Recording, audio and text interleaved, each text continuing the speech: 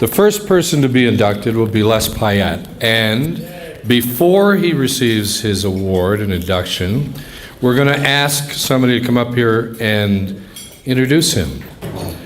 Mike Strobel, come on up.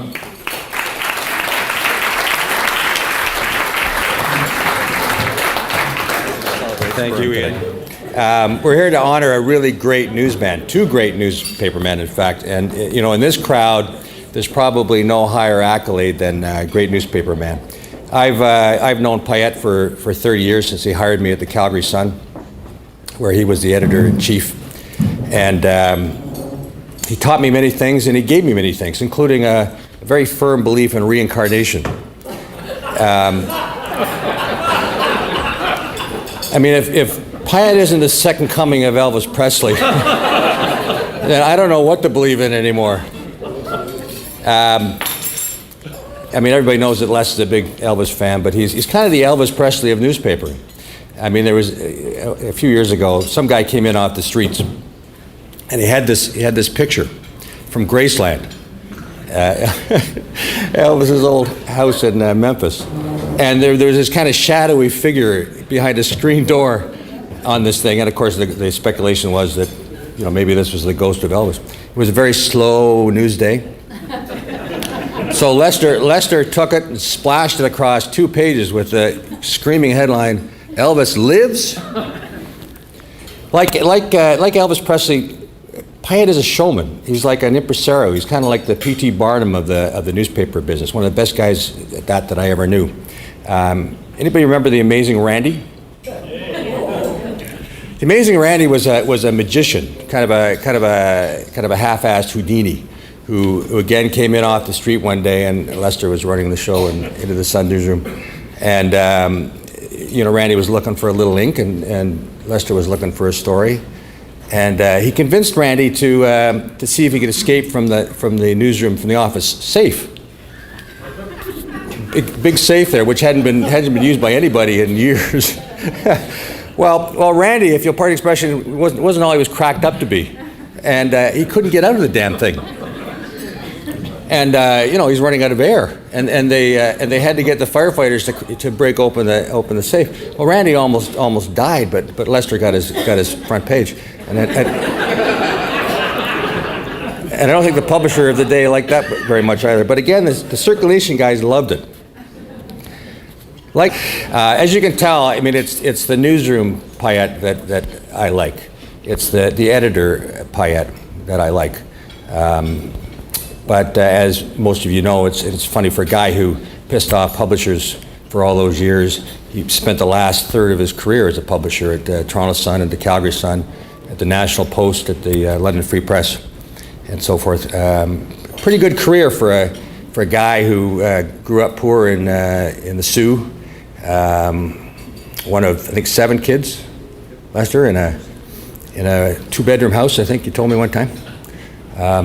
Lester told me once that some mornings up there, the only thing giving off heat was the cat.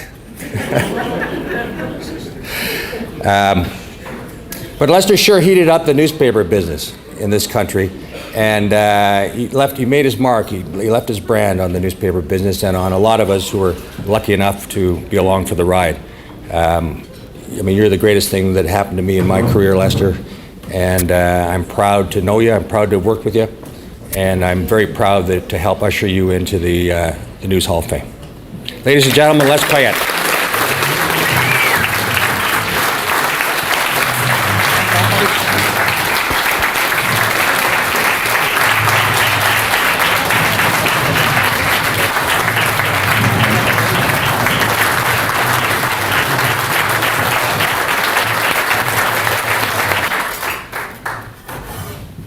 Thank you, Mike Strobel, for that very thoughtful whitewash of the real Pyette story. And now, as Henry VIII said to his third wife, I won't keep you long.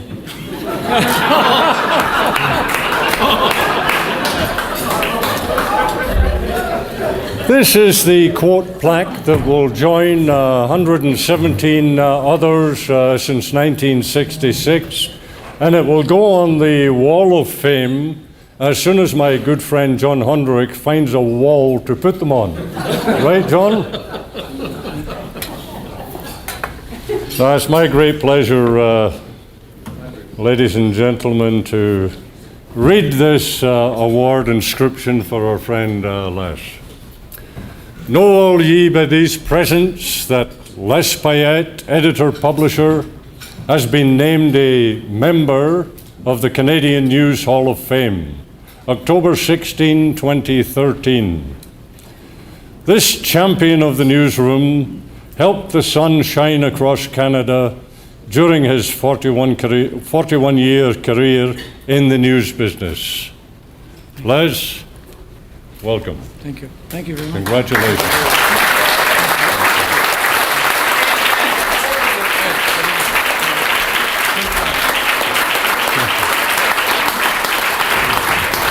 Mike stole all my lines. I had them all in here. I remember Mike called me in '81 from, I think the Ottawa Journal had collapsed, and he was looking for work, and I said, I have $200 a week. He says, a week? I said, yeah, $200 a week. If you can get out here, I'll put you on our city desk. And I was doing that to a lot of people that were looking for work, and Mike came out and he's had a spectacular career with the Sun. I also did it to a young reporter named Joanne Richard, who had just graduated from Durham College. She was gorgeous. I brought her out too, and here's our daughter, Katie, sitting here today. I've had a great time. I was telling the young fellow earlier that 29 years at the Sun, I never considered it a job. I started in the business in the Sioux many years ago as a sports writer, and I never took a vacation. And I loved sports. I played a lot of ball and played a lot of hockey, and I had a lot of fun. And after the Sioux, it was to Belvedere, Illinois. The young fellas down there were all in the Vietnam War, and they didn't have anybody to fill some of these jobs. And I just applied out of a trade magazine, spent 3 years there, and then came back to Canada. Love Canada, Jerry, and spent 3.5 years in Windsor, where the Toronto Sun years later hired in a very short period 12 of us from Windsor. We became known as the Windsor Mafia, and we had a lot of fun. How did I get to Toronto? I invited a couple of the writers and the promo person, Linda Ruddy, Ron Bass, and Brian Valley, to a New Year's Eve party in Windsor. They arrived late and smashed into the side of my house. I thought, we've had a few rum and cokes, this ain't all bad. The woman that was with at the time was upset, wanted them out of the house. They slept there. Linda slept under the Christmas tree. They went back to Toronto, and Ed Monteith, who was running the Sun then in those days, a great old news guy, said, is there any prospects? And they said, well, there's a little guy there in Windsor. We wrecked his house. He didn't seem to care. He might work with the Sun. I gave them bacon and eggs and black coffee in the morning, sent them on their way there. And they became Brian's gone now, God bless him, but Ron and Linda, two great people who were at the Sun for many years, and the Toronto Star, of course, too. I could go on, but I'm humbled and honored to be here tonight, and thank you very much. I was very fortunate to report to two great publishers, two great people, Doug Creighton for 13 years and my friend Paul Godfrey for 16. I think I taught Paul about the news business, and he certainly taught me about the business of businessing, if there's such a word. Is there a word? Anyway, Paul was a great guy and always stood in your corner whenever you, he tried to fire me a couple times, but we won't talk about that tonight.